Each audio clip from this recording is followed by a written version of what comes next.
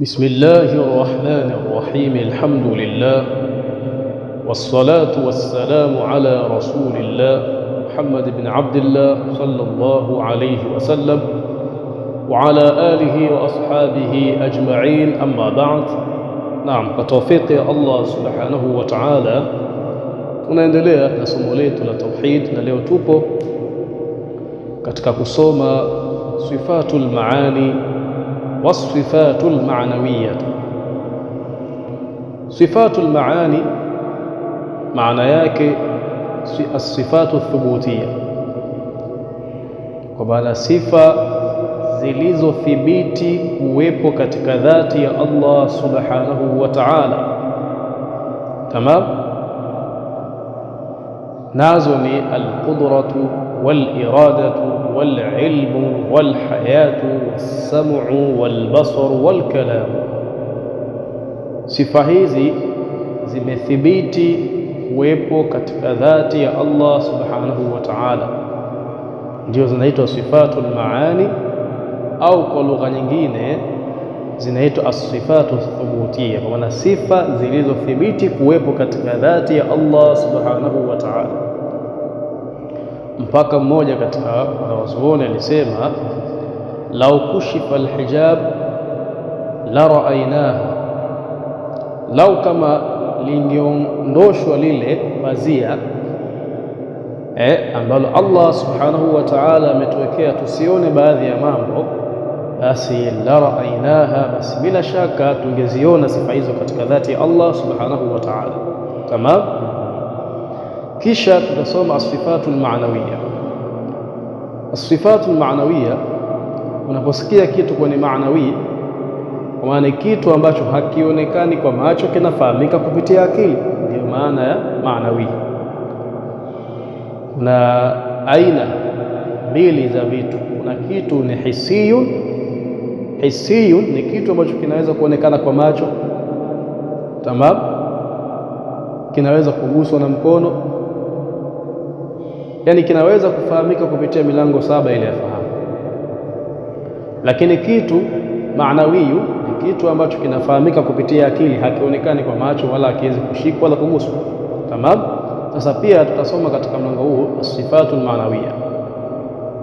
Tamam, sifa ambazo hazionekani hata kwa macho lakini zinafahamika kupitia akili, nazo ni kaunuhu ta'ala qadiran, ya kwanza ni hiyo, wa muridan, ya pili ni hiyo, wa aliman, ya tatu ni hiyo, wa hayyan, ya nne ni hiyo, wa sami'an, ya tano ni hiyo, wa basiran, ya sita ni hiyo, wa mutakalliman, na hiyo nayo ni ya saba. Sasa utaona kana kwamba maana zinaendana. Alqudratu, kisha chini unaambiwa qadira, sawa sawa. Hizi sifa hizi as-sifatul ma'nawiyya, hizi as-sifatul ma'nawiyya, hizi sifa maanawiyya ambazo hazionekani kwa macho, na hata kama tutabahatika kuona dhati ya Allah pengine tusiweze kuziona, ni sifa ambazo ni mufassiratun lisifatil maani, sawa sawa. Hadhi as-sifatul ma'nawiyya, hizi sifa maanawiyya mufassiratun, ni sifa zenye kufasiri lisifatil maani, zile sifat al-maani. Kwa nini? Kwa sababu tumemsifia Allah subhanahu wa ta'ala kuwa ni mwenye kusifika na al-qudra. Kwa hiyo maadamu Allah ni mwenye kusifika na al-qudra, basi pia vile vile lazima awe ni qadira. Tamam. Tumemsifia pia kwa sifa kwamba anasifika na al-irada. Sasa kwa kuwa tumemsifia kwamba anasifika na irada, basi atakuwa ni muridan wa aliman. Tumemsifia kwamba anasifika na sifa ya al-ilmu, kuwa na elimu, basi lazima awe ni alima. Tamam. Tumemsifia kwamba ana sifa ya al-hayatu, sawa sawa, basi bila shaka lazima awe ni hayyan. Vile vile pia as-sam'u, lazima awe ni sami'an. Wal basaru, tumemsifia na sifa ya uoni, basi lazima awe ni basiran. Wa mutakallim wal kalam, na tumemsifia na sifa ya kwamba ni mwenye kusifika kuwa na maneno, kusifika kuwa na maneno. Tamam, basi lazima awe ni mutakalliman. Tamam, akadha. Kwa hiyo sifatul maani ni hizi saba za juu, zinaishia kwenye wal kalamu kama tulivyosema mwanzo. Kisha wasifatul maanawiyya zinaanzia kaunuhu ta'ala qadira, hii qadira mpaka mwisho mutakallima. Tamam. Tumesema hizi sifatul maani, sifatu thubutia, ni sifa ambazo zimethibiti kuwepo katika dhati ya Allah subhanahu wa ta'ala. Ndio mpaka ulama wakasema lau kama litaondoshwa ile pazia, basi tunaweza kuziona katika dhati yake Allah. Kisha hizi sifatul maanawiya ni mufassiratun li sifati al-maani, hizi zinafasiri zile sifati al-maani. Tamam. Haka kwa nasema sifatul maani, sifa za maani, maana sifa zilizothibiti kuwepo katika dhati ya Allah subhanahu wa ta'ala, wasifatul maanawiya, na sifa maanawiya. Tamam. Maana sifa ambazo hazionekani kwa macho lakini zinafahamika kiakili, kama namna ambavyo tumezifahamu. Tamam. Kwa kuwa tumemsifia Allah na al-qudra, basi bila shaka atakuwa ni qadira. Tamam. Hakadha anasema watajibu lahu ta'ala, na ni wajib kwake yeye Allah subhanahu wa ta'ala alqudratu, kusifika na sifa ya alqudra, sifa ya kuwa na qudra. Qudra maana yake uwezo, na uwezo wa Allah subhanahu wa ta'ala ni mkubwa, hauelezeki. Wal irada, lakini pia ni wajib Allah kusifika na sifa gani? Ya al-irada. Irada ni kutaka kusikotanguliwa na pingamizi lolote, kutaka kusipokuwa na mpaka wowote. Tamam. Wal ilmu, na Allah pia ni wajib kwake kusifiwa na sifa ya elimu. Wal hayatu, na yeye Allah pia ni wajib kwake kusifika na sifa ya uhai. Wasam'u, na ni wajib Allah kusifika na sifa gani? Ya kusikia. Wal basaru, na ni wajib Allah kusifika na sifa ya kuona. Wal kalamu, na ni wajib kusifika Allah na sifa ya maneno. Tamam. Kama ilivyothibiti kupitia hadithi ya mtume wetu Muhammad sallallahu alaihi wasallam, lakini pia ndani ya Qur'ani kwamba Allah anasifika na sifa ya maneno. Tamam. Haka wa kaunuhu ta'ala qadira, kwamba ni wajibu pia kusifika Allah kuwa kwake qadira, ni mwenye kuweza. Kama namna ambavyo amesifika na qudra, basi ni wajibu kusifika kuwa kwake ta'ala qadira, ni mwenye kuweza. Wa muridan, na mwenye kutaka. Wa aliman, na kuwa ni mjuzi. Wa hayyan, na kuwa yuko hai. Wa samian, na kuwa ni msikivu. Wa basiran, na kuwa ni mwenye kuona. Wa mutakallima, na kuwa ni mwenye kuzungumza. Kwa sababu gani? Ameshasifiwa na sifa ya kuwa na maneno, basi lazima awe mwenye kuzungumza. Tamam. Kwa hiyo mpaka hapa, kufikia hapa, tunakuwa tayari tumeshazisoma sifa 20 ambazo ni wajibu kusifika nazo Allah subhanahu wa ta'ala, lakini pia ni wajibu sisi kuzitambua. Tamam. Elimu ya tauhidi sio elimu ya kumwezesha mtu kutambua uhakika wa Allah, hapana, bali ni elimu yenye kumwezesha mtu kumtambua Allah japo kwa uchache. Na ndio maana ulama wakasema sifa hizi 20 ni wajibu kwa kila mukallaf hazitambue. Sawa sawa. Kitendo cha kuzitambua sifa hizi 20 kitamwezesha kuzitambua sifa nyingine na ukubwa mwingine wa Allah subhanahu wa ta'ala. Kwa sababu gani? Kwa sababu pia Allah subhanahu wa ta'ala hakutukalifisha sisi kumtambua yeye kwa uhakika wake, na lau kama angetukalifisha hilo, tamam, na lau kama angetukalifisha hilo, angekuwa ametukalifisha na jambo ambalo hatuliwezi. Ndio al-Imam Yusuf an-Nabahani rahimahullahu ta'ala amesema katika nini? Amesema katika ile nadhmu yake, katika tawassuli yake, li'izzika at-tauhid yashkul huna, kwa sababu ya utukufu wako ya Allah, at-tauhid, hata ile elimu ya tauhidi pia yashkul huna, inashtakia udhaifu, kwa maana haiwezi kuwaongoza watu wakautambua utukufu wako na ukubwa wako namna ulivyo. Tamam. Kwa hiyo sifa hizi 20 ni sifa ambazo ulama wamezichagua na wakatu wajibishia nini? Kuzitambua. Sasa ili tuweze nini? Kumtambua Allah subhanahu wa ta'ala kupitia sifa hizi 20. Tamam. Na ukizitambua hizi taban inakuwa ni sababu na kutambua mengine yanamhusu Allah subhanahu wa ta'ala. Na sifa ya kwanza ni sifa gani? Al-wujud, kama tulivyosoma katika mlango uliopita. Sifa ya pili al-qidam, ya tatu al-baqa, ya nne mukhalifun li khalqi, Ya tano qaimun binafsi. Ya sita wahidun fi dhati wa sifati wa af'ali, kwa maana wahdaniyatu. Tamam. Hizi ni sifa ngapi? Sifa sita tumesoma katika mlango wa kwanza ule. Kisha nakuja ya saba ni al-qudra. Tamam. Ya nane al-irada. Ya tisa al-ilmu. Ya 10 al-haya. As-sam'u. Ya 11 al-basaru. 12 al-kalamu. 13 kisha qadiran. 14 muridan. 15 aliman. 16 hayyan. 17 sami'an. 18 basiran. 19 mutakalliman. 20 sifa 20 kamili. Tamam. Na tumesema kwamba kitabu hichi ni kwa ajili ya ustawa wa kwanza, kwa kuanzia, kwa hatakuwa na sharhi nyingi katika kukisoma kitabu hichi, mengine atakuja baadaye. Tamam. Hakika kwa moja kwa moja sasa hivi tunaingia katika as-sifatu al-mustahilatu fi haqqihi subhanahu. Katika nini? Kuisoma sifa ambazo ni muhali fi haqqihi, katika nafasi yake yeye Allah subhanahu, ambaye utakasifu ni wake. Ili tamshi la haqi fi haqqihi fi haqqihi, tamshi lina maana takriban mbili na zaidi ya mbili. Maana ya kwanza ina maana ya dhati, maana nyingine ina maana ya nafasi.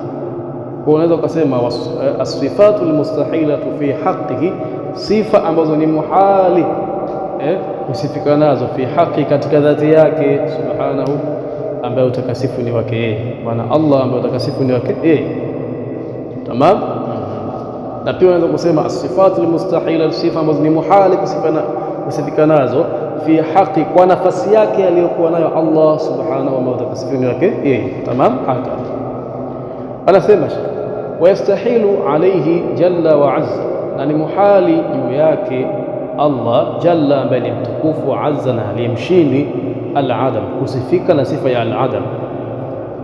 Niliwaambia al-mustahilu maana yake ma la yutasawwar fil aqli wujudu, ni kitu ambacho hakizingatiwi katika akili kuwepo kwake. Kwa hiyo tunapoambiwa hapa kwamba ni muhali kwake yeye Allah subhanahu wa ta'ala kusifika na sifa ya al-adam, basi tutambue sifa hii ya al-adam ambayo maana yake kuto kuwepo. Maana yake ni kuto kuwepo, ni sifa ambayo hawezi kusifika nayo Allah subhanahu wa ta'ala, na hatokuja kusifika nayo. Tamam. Wa yastahilu alayhi jalla wa azza al-adam, ni muhali juu yake Allah subhanahu wa ta'ala jalla, ambaye ni tukufu, wa azza, na ni mshindi, al-adam, kusifika na sifa ya kutokuwepo, wal huduthu, na kusifika na sifa ya kuzuka. Tamam. Kila kilichozuka ni ulimwengu, kila kilichozuka ni ulimwengu, na kila kilichozuka ni kiumbe. Sasa Allah subhanahu wa ta'ala yeye ndiye muumba wa kila kitu.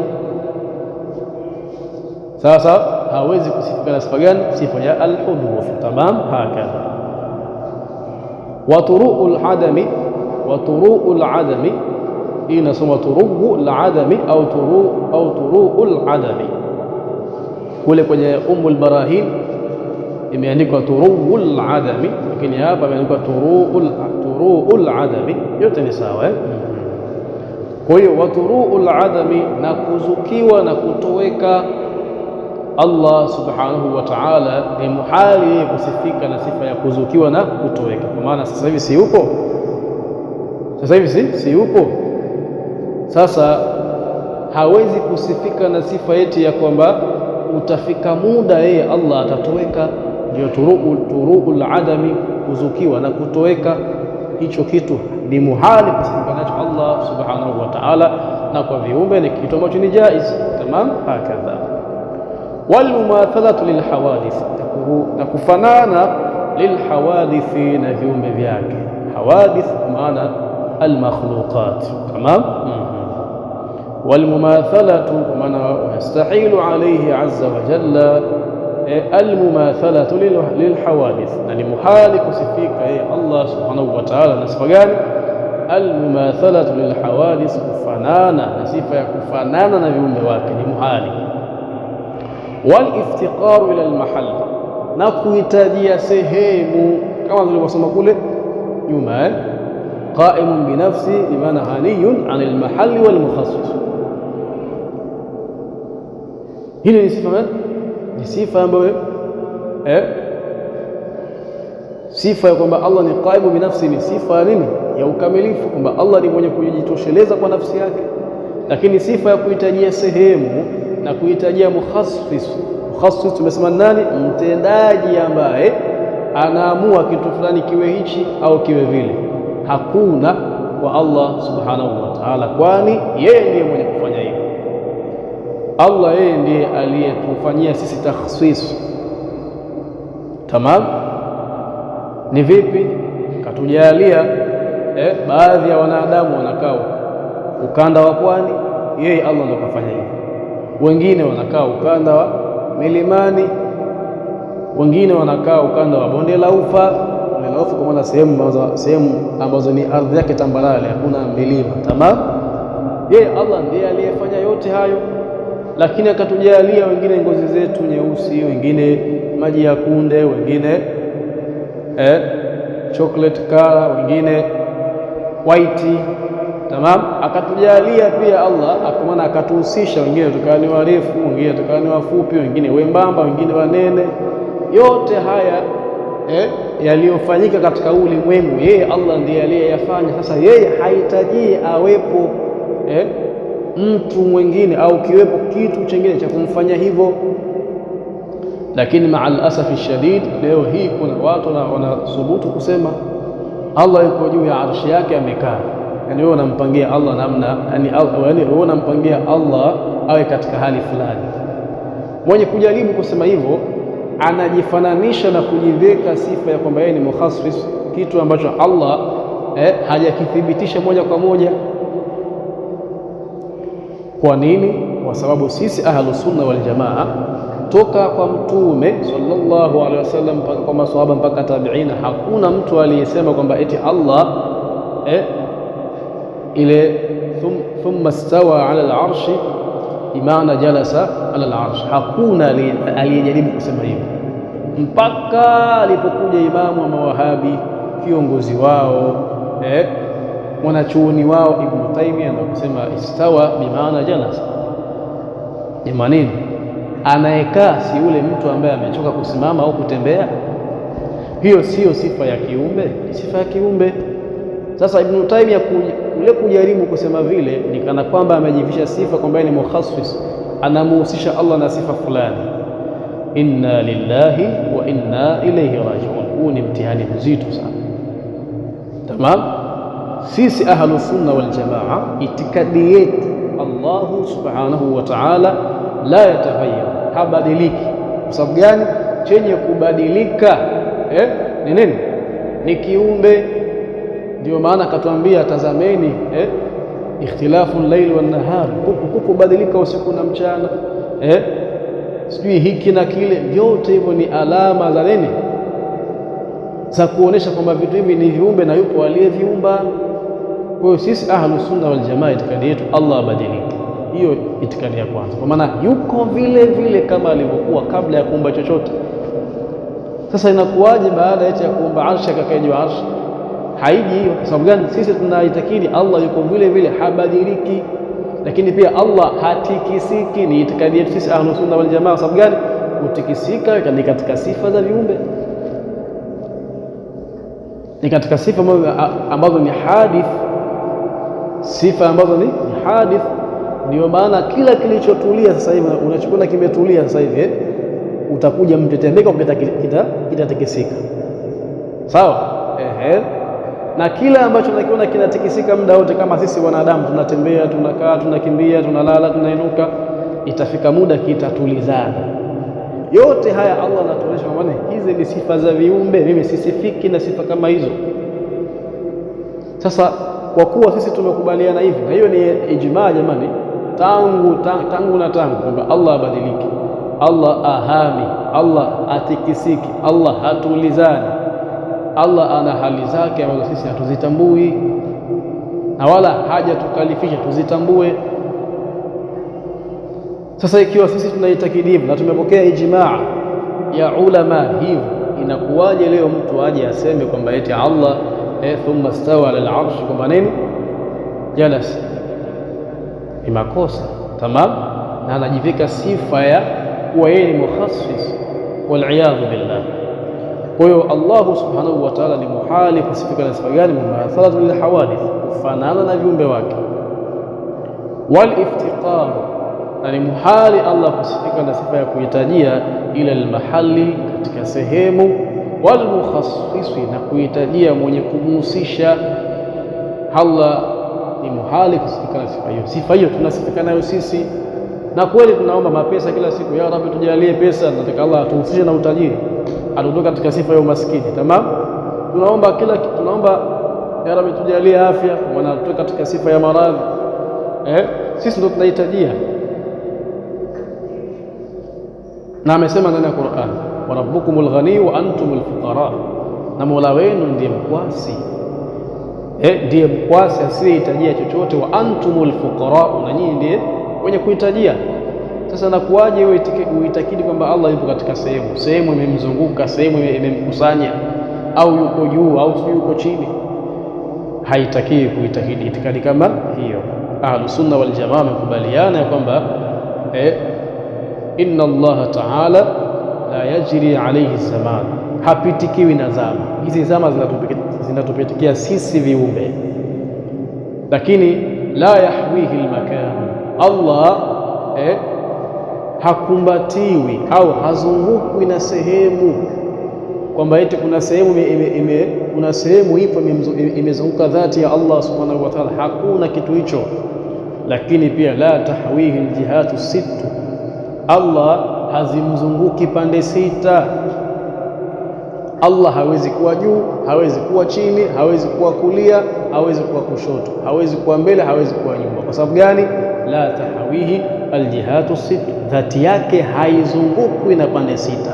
Allah yupo kule kule kabla hajaumba nini? Hajaumba ulimwengu. Sawa sawa. Hiyo sehemu ambayo unaita sehemu ya juu, na nyingine unaiita chini, na nyingine unaiita mbele, na nyingine unaiita nyuma, na nyingine unaiita kulia, na nyingine unaiita kushoto, zote hizo ni ulimwengu. Sawa? Zote hizo ni ulimwengu, na ulimwengu huu ni kiumbe. Sawa sawa. Alalam wa kullu ma siwa Allah, ulimwengu ni kila kile ambacho si Allah subhanahu wa ta'ala. Na sisi itikadi yetu Allah hawezi kuwa ndani ya ulimwengu. Tamam. Kwa hiyo sisi hatumsifii Allah kwamba yuko kulia, kushoto, chini, juu, mbele, nyuma. Hapana. Sababu gani? Allah hawezi kushuka katika kitu alichokiumba. Hiyo ndio itikadi yetu. Yuko kule kule kabla ya kuumba chochote. Sawa sawa. Mwenye kutaka hadithi za kuthibitisha hilo arudi katika darasa la aqidatul muslimin, ile darasa ambayo inaendelea sasa hivi, imeishia darasa 7. Arudi pale kuanzia darasa ya kwanza, atapata hadithi, atapata na uchambuzi mwingine. Tamam. Washariku, maana wayastahilu alayhi jalla wa azza ashariku, na ni muhali kwake Allah subhanahu wa ta'ala kusifika kuwa na mshirika. Tunaendelea mbele. Wakadha yastahilu alayhi jalla wa azza, wakadha, na vile vile yastahilu alayhi, ni muhali juu yake Allah jalla, ambaye ni mtukufu wa azza, ni mshindi. Al-ajzu, ni muhali kusifika na sifa ya kushinda, sifa ya kushindwa. Al-ajzu ni muhali kusifika na sifa ya kushindwa. Wal-karahatu, sifa ya kuchukia. Allah anasifika na sifa gani? Ya al-qudra wal-irada. Kwa maana vipi? Hii sifa ya karaha anakusudia nini? Anakusudia kwamba kila ambacho kipo katika ulimwengu, hata kama ni kibaya, hata kama ni maasi, hata kama ni najisi, vipi, basi vyote hivyo Allah ameviumba kwa kuvitaka. Sio kwamba aliviumba basi na kuvitaka vikaja tu. Aliviumba kwa kuvitaka. Sababu tukisema karaha, kwa maana kuna vitu viliumbika basi na yeye Allah nini kuvitaka. Hapana. Sasa Allah aliviumba vyote hivyo kwa kutaka, kwa malengo yake. Si anataka tuwe watiifu, tufanye matendo mema. Sasa lazima matendo mabaya pia yawepo, ili tujue kwamba haya ni mabaya, haya ni machafu. Anataka tuwe waumini, sawa sawa. Sasa lazima wale ambao si waumini pia wawepo, ili tujue hawa ndio si waumini, hawa ndio waumini. Kwa hiyo Allah anasifika na sifa gani? Ni muhali kusifika na sifa gani? Al-ajz, sifa ya kushindwa. Kwa sababu gani? tayari anasifika na sifa ya al-qudra. Tamam, sifa ya kuwa na qudra, uwezo. Wal karaha, na ni muhali Allah kusifika na sifa ya karaha, sifa ya kuchukia. Kwa sababu gani? Anasifika na sifa ya irada, kwa maana kila alichokiumba amekitaka. Sisi tunaelewana vizuri hapo. Hizi sifa ni kinyume za sifa zile za kule nyuma. Zile sifa gani? Sifatul maani. Sasa hii karaha hapa sio karaha ile ya kuchukia kimaumbile. Ina maana ya kwamba kila alichokiumba alikitaka. Sasa kila alichokiumba nini? Alikitaka. Sawa. Na hata kama ni kibaya haimaanishi kwamba eti alikuwa akitaki kikajiumba chenyewe tu, kikajisogeza chenyewe tu. Kila kilichokuwepo katika ulimwengu alikiumba kwa kukitaka. Kwa hiyo asifiki na sifa ya nini? Ya al-karaha. Kwa hiyo usiseme mbona maasi ya Allah kwamba maasi ametaka. Sababu gani? Yeye anasifika na sifa ya irada, na irada yake haina mpaka, anataka chochote atakacho yeye. Tamam. Kwa hiyo al-karaha, na Allah ni muhali kusifika na sifa gani? Sifa ya karaha. Kwa kila ambacho kipo ulimwenguni hapa, kizuri kibaya, wewe usikijaji sana, fanya maasi tu. Kwa nini Allah amemuumba mtu kama huyo? Mwache, aliyemuumba mwenyewe anajua makusudio ya kumuumba. Wewe usimuingize peponi wala usimuingize motoni, muache hesabu yake, kila kitu chake anajua mwenyewe Allah subhanahu wa ta'ala. Yeye mwenyewe amemtaka kumuumba, wewe ya nini uanze kujaji? Tamam, hakadha. Kwa hiyo al-karaha, na Allah ni muhali kusifika na sifa gani? Sifa ya karaha, kwa maana kila kilichoumbwa hapa ulimwenguni amekiumba kwa kukitaka. Sasa sio kwamba alikuwa akitaka kisha akakiumba hivyo hivyo. Amekiumba kwa kukitaka, kwa makusudio yake. Wal jahlu, na ni muhali Allah kusifika na sifa ya ujinga. Kwa sababu gani? Tayari amewajibika, yani kwamba tayari imewajibu kusifika na sifa gani? Sifa ya al-ilm. Tamam, haka. Wal maut, na Allah ni muhali kusifika na sifa gani? Sifa ya umauti. Kwa sababu gani? Tayari imewajibu na kupasa kusifika na sifa gani? Sifa ya uhai. Wasamamu, na Allah pia ni muhali kusifika na sifa gani? Sifa ya uziwi. Wal ama, sifa ya upofu. Wal bakamu, na sifa ya ububu. Tamam. Kisha baada ya hapo sasa, baada ya kusoma hivi vinyume vya zile sifatul maani, sasa tunasoma sasa sifatu maanawia ambavyo ni kinyume ya zile sifa zile maanawia. Tamamu hapo kama ilivyokuwa kule juu kule si wajibu. Sasa hichi ni kinyume chake, kwamba muhali Allah subhanahu wa sifa hizi. Sasa kwetu tulisoma sifatul maani ambazo ni 7 ikisha katika al-kalam. Hapa vile vile imekuja mpaka katika al-bakam. Al-bakam ni ukubu, kinyume cha nini? Al-kalam. Sasa vile vile pia tunasoma sifatul maanawia ambazo ni kinyume cha sifatu maanawia zile za nyuma.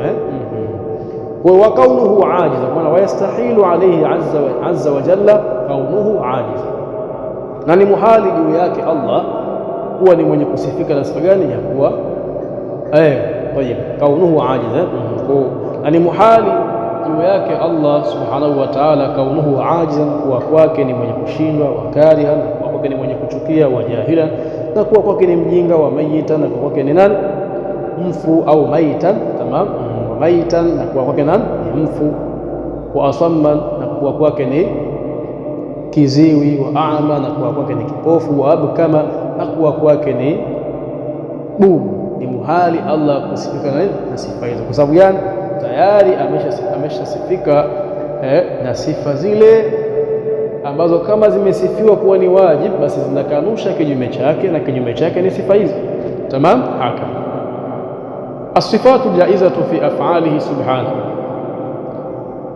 hizi ni sifa ambazo ni jaiz kusifika fi af'ali, katika vitendo vyake Allah subhanahu, ambaye utakasifu ni wake.